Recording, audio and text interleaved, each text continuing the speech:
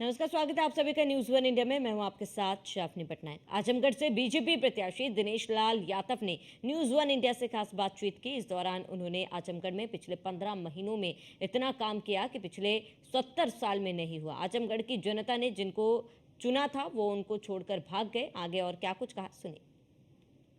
24 के रण का सफर लगातार जारी है। आप देख रहे हैं न्यूज़ ऑन इंडिया और मैं हूं आपके साथ मनीष मिश्रा। हमने आपसे कहा था कि हम हर लोकसभा क्षेत्र में जाएंगे और वहां पे हर प्रत्याशी से आपकी मुलाकात कराएंगे, रूबरू कराएंगे और वहां की क्या मुद्दे हैं, मुद्दों पे चुनाव कैसे लड़ा जा रहा है, इसकी असलियत भी दिखाएंगे। आज हम ऐसे गढ़ में हैं जिसको कभी समाजवादी पार्टी का गढ़ कहा जाता था, पर एक ऐसा चमत्कार हुआ कि उपचुनाव में यहाँ पे कमल खिला। कमल खिलाने का काम किया दिनेश लाल यादव उर्फ निरहुआ ने। जी हाँ, हम बात करें निरहुआ की, द सुपरस्टार निरहुआ जी हमारे साथ है इस समय।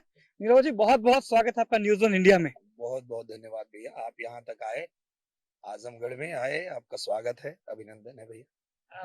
आप स्टारडम से यह कहें कि अभिनेता से नेता तक का सफर कैसे देखते हैं? मुझे लगता है कि बड़ा बढ़िया सफर है, क्योंकि जब जनता ने मुझे अभिनेता बनाया था, मैं पहले गायक बना, गायक के बाद अभिनेता बना और फिर नेता बना। तो ये बड़ा कमाल का ये सफर है, क्योंकि मैं पहले यहीं गाय चराता था अपने गाजीपुर में, और फिर स्ट्रगल करता था गायकी में, करते करते करते करते जनता ने आशीर्वाद दे दिया और धीरे धीरे सफलता मिलती गई।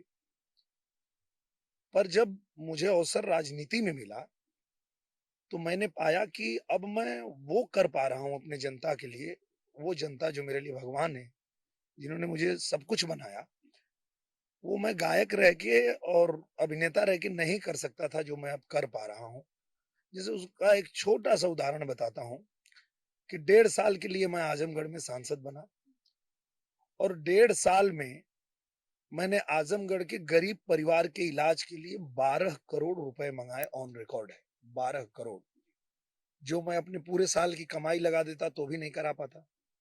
लेकिन ये नेता बनने का ही पावर है कि मैं अपने उस देवतुल्य जनता के लिए कुछ कर पा रहा हूं। तो ये अंतर आया है।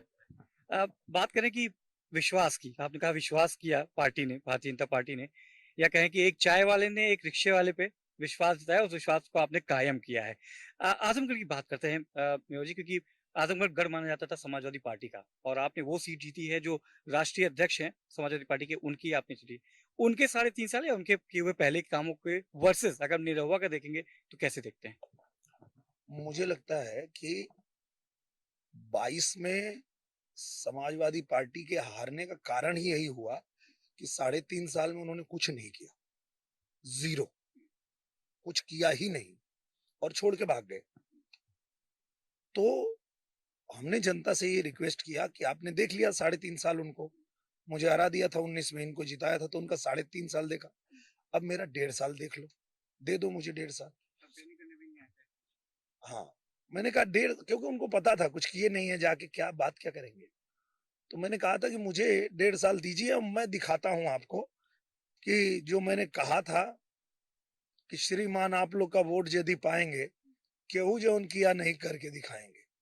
और जनता ने भरोसा दिखाया, मुझे एक बार अवसर मिला उपचुनाव में, और 1.5 सालों में जो यहाँ 70 साल में नहीं हुआ, वो मैंने 1.5 साल में करके दिखाया है।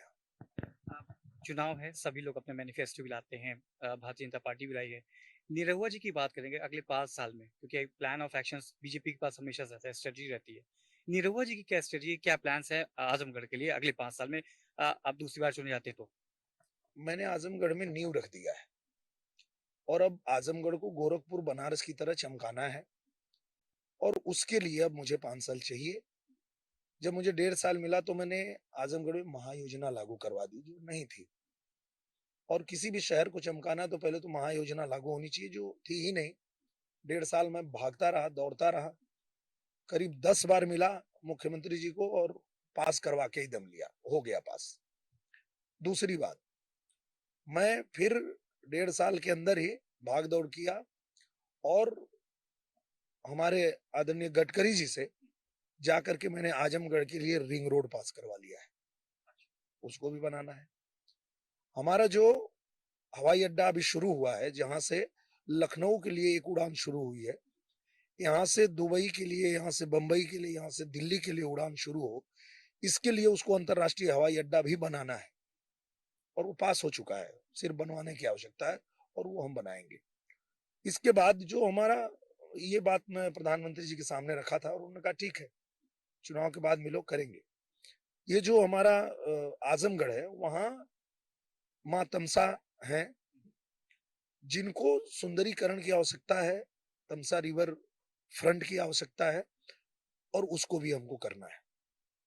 आजमगढ़ में बहुत सारे ऐसे पुल हैं जिनको अगर बना दिया जाए, उनको चौड़ीकरण कर दिया जाए, तो आप देखेंगे कि शहर का जितना जाम वाम है सब खत्म हो जाएगा। उसको करना है। उसके अलावा आजमगढ़ में भैरव बाबा धाम है और मैंने प्रधानमंत्री जी से ये भी चर्चा किया था कि जैसे विश्वनाथ धाम है, गोरक्ष पीठ धाम है, बीच में हमारा भैरव बाबा धाम है, तो ये अगर कॉरिडोर बन जाए तो बहुत एकदम अपने आप चमक जाएगा आजमगढ़। तो वो भी कराना है, क्योंकि एक पुल जो बन रहा है, लगभग 250 करोड़ रुपए उस पर लग चुके हैं, जो आजमगढ़ को गोरखपुर से जोड़ेगा। वो उसका कुछ टेक्निकल फॉल्ट आ गया जिसकी वजह से वो रुक गया। अब उसका बजट बढ़वा के और उसको बनवा के उसको भी शुरू कराना है, वो भी काम हम करेंगे। इसके अलावा आजमगढ़ में जितने गांव हैं, जहां जहां हम लोग पहुंचे हैं, वहां हमने देखा है कि हम कहीं शूटिंग करने गए, रोड की हालत खराब है, रातों रात सड़क बनवा दी। तो पिछले मतलब 1.5 साल में आजमगढ़ में 22 फिल्म बनी है, जिसमें 8 फिल्म तो मेरी ही है। ये लोग हम पे आरोप लगाते थे कि हीरो है, जीत के भाग जाएगा। हम बोले कहाँ भागेगा, हम मुंबई नहीं जाएंगे। इलेक्शन में कवर किया था और आपसे मेरी बात हुई थी, यही जिक्र आपने किया था कि आप मिलिएगा और मैं यहीं मिलूंगा, आपको यहीं मिलूंगा। और यही मुंबई को उतार दूंगा, यहाँ उतार दिया। अब सोचिए ना, किसी फिल्म सिटी में 22 फिल्म नहीं बनती होगी, 22 फिल्म आजमगढ़ में बनी है। 8 मेरी है, बाकी मेरे साथी कलाकार हैं, साथी जो निर्माता है, निर्देशक, उनको भी बुला लिया कि आओ सब आजमगढ़ में शूटिंग करो। ये हो रहा है। वहां नहीं दे पाया तो आपने उन लोग सबको यहाँ ला दिया, यहाँ स्टूडियो बना दिया, यहाँ के स्टूडियो में डबिंग हो रही है, सारा काम, मतलब पूरी फिल्म यही बन जा रही है, किसी को मुंबई जाने की आवश्यकता ही नहीं है। वो सारा काम यहाँ कर दिया हम लोगों ने। तो आने वाले 5 सालों में सोचिए कितनी फिल्में यहाँ बनेगी और जिस जिस गांव में बनेगी उस गांव की रातों रात सड़कें चमकेगी, क्योंकि जैसे ही परमिशन डालता हूँ कि इस गांव में शूटिंग करनी है, तो अधिकारी चौकन्ना हो जाते हैं कि उस गांव की सारी सड़कें बना दो, नहीं तो अभी ये सांसद वहां पहुंचने वाला है। तो इस तरह से आप देखेंगे कि पूरा गांव गांव चमका दूंगा और ये वही कर सकता है जो आजमगढ़ में रहे। हम लोग देखिए 19 में हारे थे, फिर भी हम यहाँ रह के काम कर रहे थे। ये लोग 19 में जीत के भी भागे, 22 में हम जीते तो हम यहीं रहे, काम करे। ये लोग हारे तो भी भाग गए, जीते तो भी भाग गए। ये सिर्फ चुनाव लड़ने आते हैं और इन्हीं लोगों के लिए मैंने कहा था कि अवते चुनाव फिर आएगिला नेताजी, अब बन के बहुरूपिया दिखाएगिला नेताजी। बहुरूपिये हैं, भगोड़े हैं और ये फिर से आते हैं कि आजमगढ़ को, उसके विकास को रोक दें। पर जनता समझ चुकी है कि भाई 1.5 साल में हमने देख लिया कि ये लोग लंबे समय तक यहाँ रह के जो काम नहीं किए, 1.5 साल में ये कर दिया। ये कैसे हो पाया? तभी हो पाया जब हम सरकार के साथ हैं। केंद्र में हमारी सरकार है, प्रदेश में हमारी सरकार है और यहाँ ट्रिपल इंजन की बन गई यहाँ तो ये सारी चीजें समझ रही है जनता। और इस बार आप देखेंगे, पिछली बार 8,000 से जीते थे, इस बार 80,000 से जीतेंगे हम लोग। 80 का आंकड़ा बहुत लकी है, बीजेपी के लिए चल रहा है, 80 का आधार भी माना जा रहा है। नीरज जी, एक क्वेश्चन और है कि पिछली बार गुड्डू जमाली लड़े थे, धर्मेंद्र यादव थे और बहुत आरोप लगा कि अखिलेश यादव नहीं आए उनके साथ। इस बार फिर अखिलेश यादव कह रहे हैं कि बीजेपी वाले गर्मी में क्यों चुनाव कराते हैं? गर्मी से क्या दिक्कत है? गर्मी का आरोप पिछली बार भी। हाँ, मुझे क्या लगता है कि नेताजी जो थे वो धरती पुत्र कहे जाते थे। माननीय मुलायम सिंह जी इसलिए कहे जाते थे कि वो धरातल पे रह के राजनीति करते थे, लोगों के बीच रहते थे। इनका प्रॉब्लम ये है कि इनको गर्मी लगती है, इनको आजमगढ़ आना नहीं है, चुनाव में आना नहीं है, धरातल पे आना नहीं है। तो आज जो पार्टी की उनके दुर्दशा हुई है उसकी जिम्मेदार भी तो वही है, दूसरा कोई जिम्मेदार थोड़े है। धरातल पे आके काम ही नहीं करेंगे तो कैसे होगा कि आप जीत गए और सर्टिफिकेट भी लेने नहीं आए? तो ये ऐसी राजनीति होती होगी कभी, पर आज नहीं चलेगी ना। आज मोदी आ गए हैं।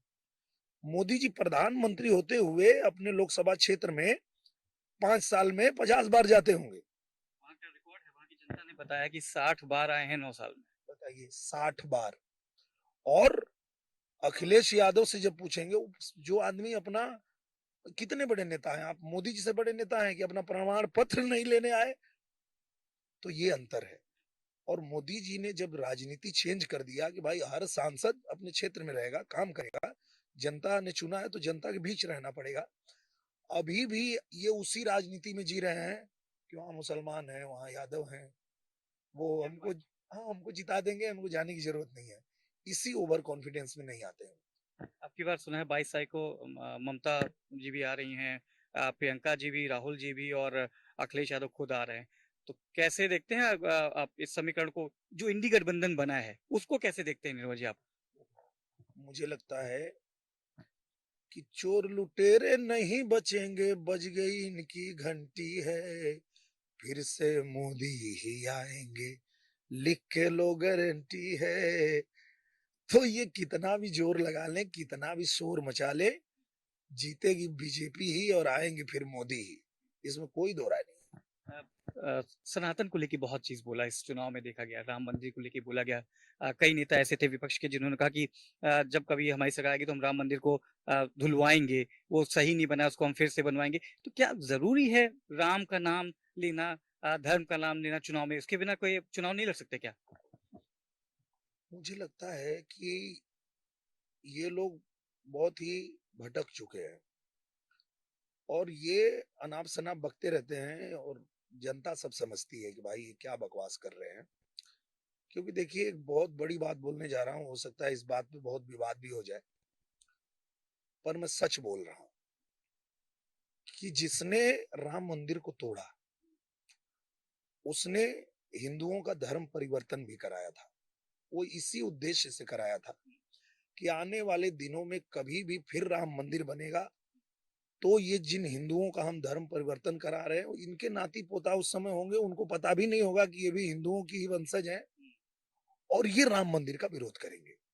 ये तो उन लोगों ने सोचा होगा जिन्होंने धर्म परिवर्तन कराया, पर उन्होंने भी ये नहीं सोचा होगा, बाबर और औरंगजेब ने भी नहीं सोचा होगा कि यहाँ एक दिन सपा पार्टी बनेगी और वो इसका विरोध करेगी, राम मंदिर का विरोध करेगी। नहीं तो वो धर्म परिवर्तन नहीं कराते।